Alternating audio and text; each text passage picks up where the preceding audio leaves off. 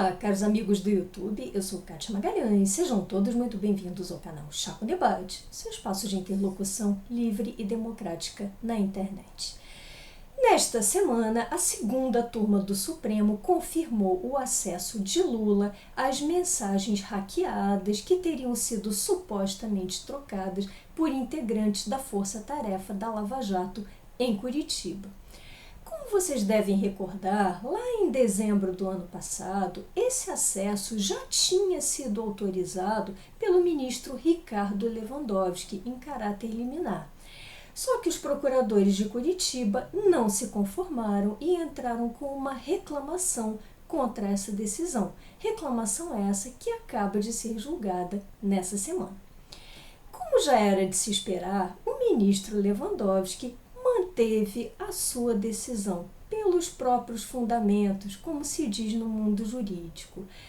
Aliás, há que se perguntar por que será que ninguém questiona a suspeição desse ministro, Ricardo Lewandowski, em todos os assuntos envolvendo Lula. E por que digo isso? Porque é pública e notória a amizade estreitíssima, um elo de amizade familiar que sempre ligou Ricardo Lewandowski à senhora Marisa Letícia e ao próprio Lula. Querem uma prova disso que eu fui buscar lá no túnel do tempo, procurando nos arquivos da internet, na memória Google? Vou deixar aqui na descrição do vídeo um artigo do jornalista Valdo Cruz, de 2007, então publicado no jornal Folha de São Paulo, sobre a estreita amizade entre a mãe de Lewandowski e a senhora Marisa Letícia. Ora, vocês acham que um juiz, nessas condições, nessa situação de afeição tão íntima, caracterizada por um elo familiar estreito, tem condições de julgar com imparcialidade assuntos envolvendo alguém que era tão próximo à sua própria família? Acho difícil. Mas esse é um fato que passa despercebido atualmente por boa parte da mídia. Mas eu insisto em recordar, insisto em lembrar, adoro recordar esse tipo de fatos inconvenientes para muitos senhores do poder. O ministro Fachin foi o único a não aceitar o pedido de Lula de acesso a essas informações, porque entendeu que o caso deveria ser julgado pelo plenário do Supremo. Quanto aos ministros Cássio Nunes, sempre ele, tão comentado, tão destacado aqui no canal, quanto aos ministros Cássio e Carmen Lúcia, votaram no mesmo sentido e entenderam que os procuradores não teriam legitimidade, por assim dizer, para entrar com esse tipo de reclamação. Como assim não teriam legitimidade? Quem, além desses procuradores, cujos nomes foram enxovalhados pelas tais mensagens da Vaza Jato, quem, além deles, teria mais interesse jurídico nesse caso? Portanto, acredito que os votos desses dois ministros tenham sido um tanto pitorescos, um tanto curiosos, para dizer o mínimo. E como a gente guarda o melhor ou talvez o pior sempre para o final, me permitam aqui dedicar alguns minutinhos ao voto um tanto histriônico do ministro Gilmar Mendes, sempre ele se destacando por aqueles comentários grosseiros, muitas vezes inoportunos. Ele, Gilmar Mendes, que anteontem chegou a comparar a força-tarefa da Lava Jato à Stasi, sendo a Stasi, apenas para quem não souber, a polícia secreta da Alemanha Oriental, em plena era comunista. Gilmar Mendes incorreu nessa comparação. Gilmar Mendes se emocionou, acredito eu, se emocionou vivamente durante o seu voto, usou várias palavras de enorme cunho emocional e praticamente espumava enquanto votava. Me perdoe aqui a comparação, um tanto brutal, um tanto tosca até, mas essa foi a impressão que me passou. Tínhamos ali um ministro espumando, um ministro um tanto alterado. E aí, com base nessas provas, reitero, obtidas por meios ilícitos e com base nessas tais mensagens, cuja autenticidade jamais foi confirmada por perícia, Gilmar Mendes chegou a tecer algumas considerações bem interessantes. Vamos a duas que eu separei para discutir aqui com vocês.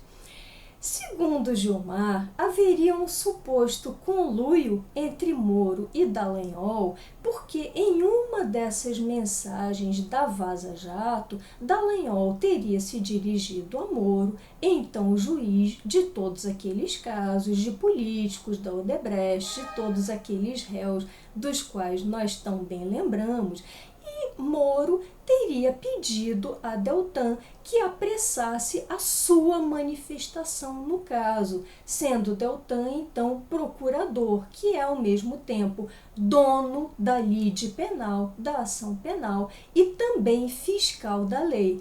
Esse é um detalhe muito importante de ressaltar, que não deve passar despercebido, sobretudo aos olhos de quem for um tanto estranho ao universo jurídico. Então, segundo essas mensagens, Moro teria pedido a Deltan que agilizasse a sua manifestação e Deltan disse que iria prepará-la dentro de alguns dias, a menos que essa manifestação fosse premente para a elaboração de uma decisão. E aí eu pergunto a vocês, pessoas lúcidas, razoáveis que estiverem me ouvindo, qual o problema de um procurador se referir a um juiz? Eles trabalham lado a lado, gabinetes contíguos, de um procurador dizer a um juiz que vai apresentar a sua manifestação, mas que pode diligenciar essa manifestação uns dias antes, se ela for imprescindível para uma decisão.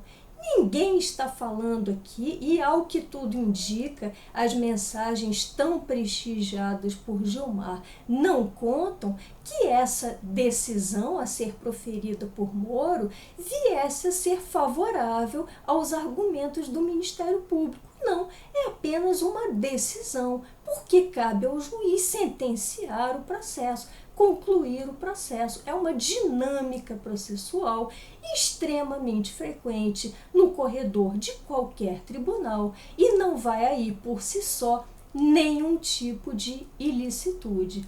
Observem vocês a que ponto esse ministro tenta deturpar, tenta confundir a cabeça de todas as pessoas, inclusive de vários veículos de mídia. Tivemos também uma afirmação curiosa de Gilmar, de que, segundo essas mensagens trocadas entre os procuradores, estaria sendo redigido um novo Código de Processo Penal russo para ser aplicado aqui no Brasil.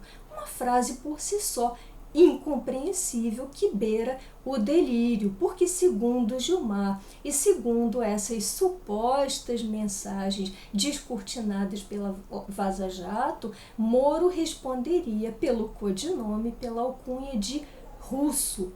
Reitero, um delírio, uma manifestação indigna até de um cidadão comum, que o dirá de um ministro do Supremo.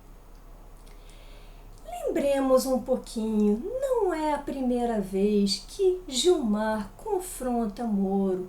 Vocês se recordam, ainda por ocasião da apresentação daquelas 10 medidas do que seria o pacote anticorrupção, apresentação ainda pelo então juiz Moro, vocês se recordam daquela cena bizarra de Moro sentado ao lado de Gilmar e mantendo educação, urbanidade, mantendo os seus argumentos em prol das 10 medidas, quer estivesse ele certo ou errado, ele argumentou com polidez, com urbanidade, enquanto que Gilmar, contrário a várias das 10 medidas, vociferava, perdia a compostura.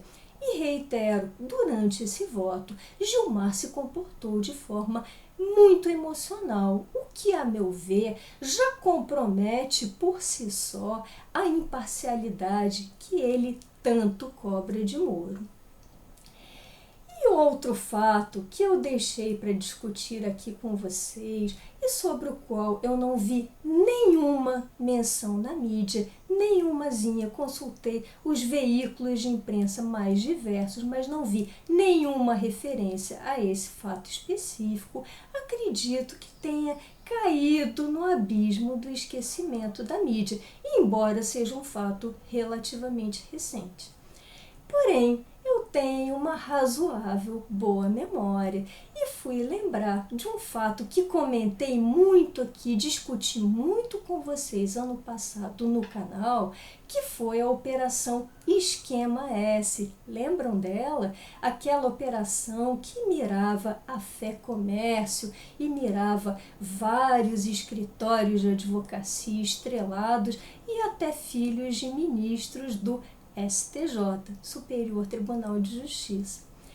Pois é, essa mesma Operação S foi suspensa por quem?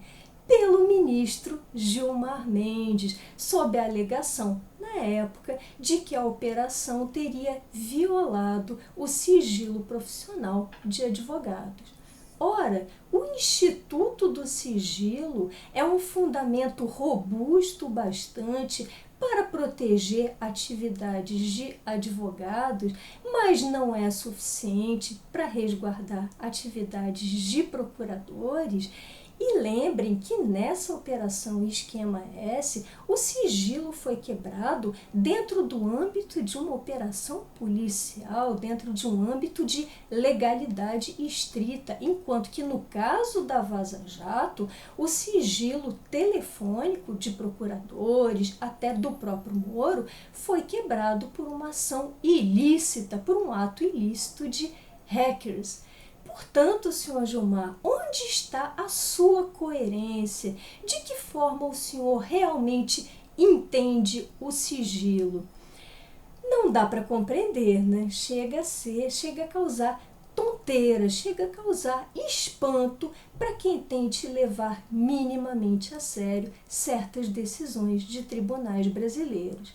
E eu não estou defendendo aqui, por favor, prestem muita atenção, não me levem a mal, não me entendam mal. Eu não estou defendendo aqui que a Força-Tarefa, que o senhor Dallagnol, que o senhor Moro não possam ser investigados. Nada disso. É claro que eles não só podem, como devem, como qualquer cidadão. Ninguém pode ser blindado contra o alcance da lei dentro de um Estado de Direito, mas que sejam investigados com base em provas válidas, com provas obtidas por meios lícitos e que tenham sido referendadas pela polícia técnica, pelos peritos, o que, reitero, está longe de ser o caso dessa tal Vaza Jato.